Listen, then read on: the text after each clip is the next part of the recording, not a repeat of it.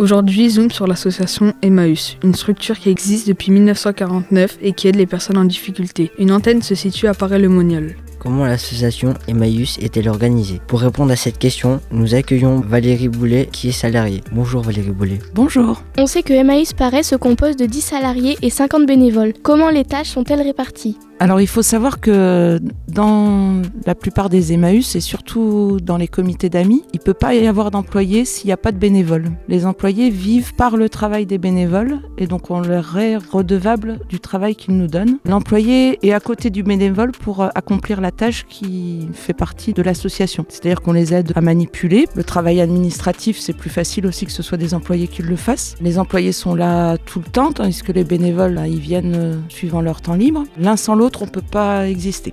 Nous avons lu que vous recyclez les objets que vous ne pouvez pas revendre. Comment se passe ce recyclage ? Quand un objet sort d'Emmaüs, il part alors soit dans des filières d'Emmaüs, soit par exemple pour l'électroménager, il va être complètement démonté, les métaux rares vont être mis d'un côté, le fer d'un autre. Tout ce qui est linge, ça va partir aussi sur une autre filière d'Emmaüs où ça va partir en ballot pour faire de l'isolant, pour partir en chiffon industriel ou pour partir sur d'autres continents où il est nécessaire. Et puis après, on a le reste des déchets qui est vraiment notre benne qui nous fait le plus mal au cœur, qui part encore à l'enfouissement parce que malheureusement il y a encore quelques petites choses qu'on n'arrive pas à recycler, mais on espère que dans les années à venir on fera beaucoup de progrès là-dessus et qu'on arrivera à réduire cette dernière benne qui nous reste. On sait que certaines personnes chez Emmaüs sont en réinsertion. Qu'est-ce que c'est la réinsertion ?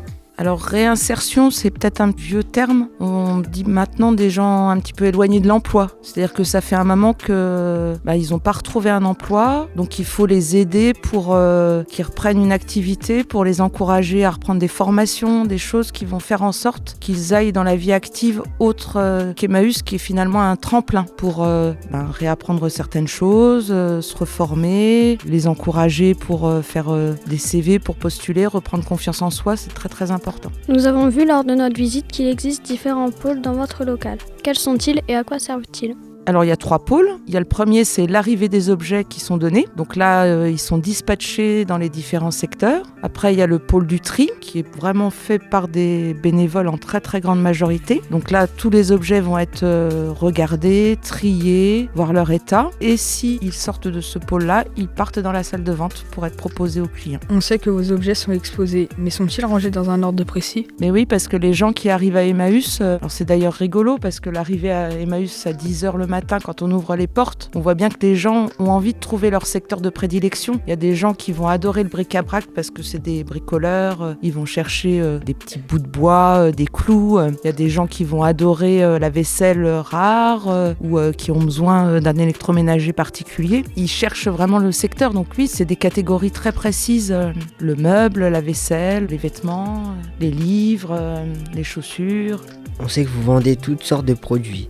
Mais diriez-vous que vous êtes un magasin ? Alors oui et non. Je pense qu'on est un magasin, mais qu'on est clairement un magasin pas comme les autres. C'est très différent. Un magasin, en fait, il achète de la marchandise, il se fait une marge dessus, et le but, c'est de gagner de l'argent en vendant des choses qu'il a achetées et qu'il doit revendre en ayant une marge. À Emmaüs, c'est pas du tout ce principe-là, puisque ce qu'on vend, c'est ce qu'on nous donne. Donc la marge, déjà, on l'a fait à partir de 0, entre guillemets, puisqu'il faut quand même payer des charges. On va dire que sur l'objet, c'est 0. Et puis on vend, mais pas dans l'esprit de faire un profit à tout prix. Je vais te donner un exemple.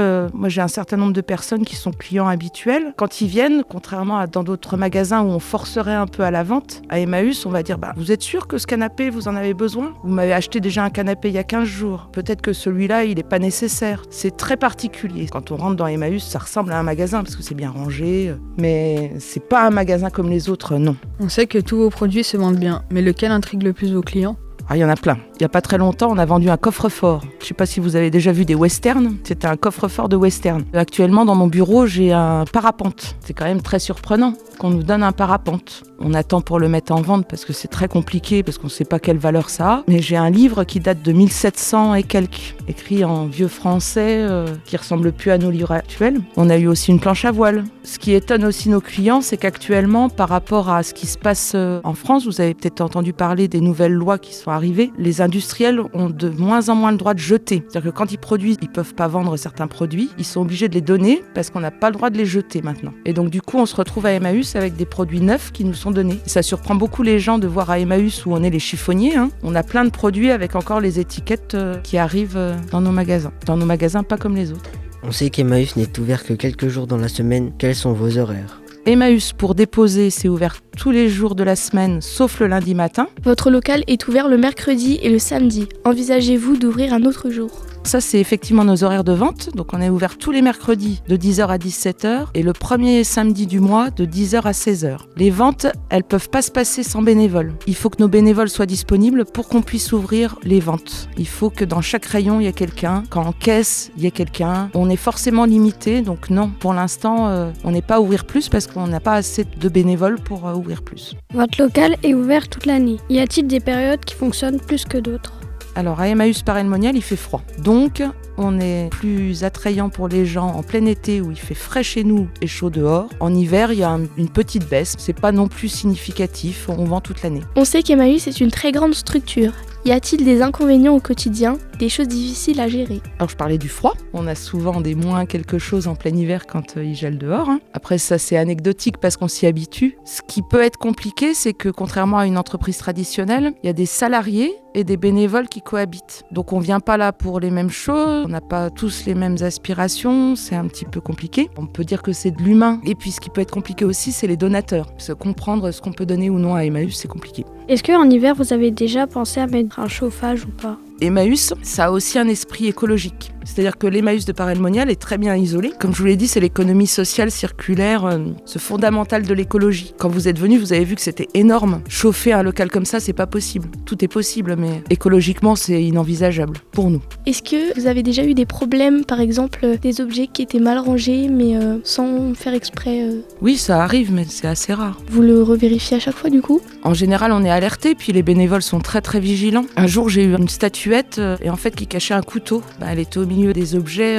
et on a tout de suite été alerté, on l'a enlevé. Il y a des choses comme ça, mais c'est très rare. Nous remercions notre invitée Valérie Boulet. Si nos auditrices et nos auditeurs souhaitent en savoir plus sur l'association Emmaüs de Paray-le-Monial, voici l'adresse du site internet emmaüs-paray.fr.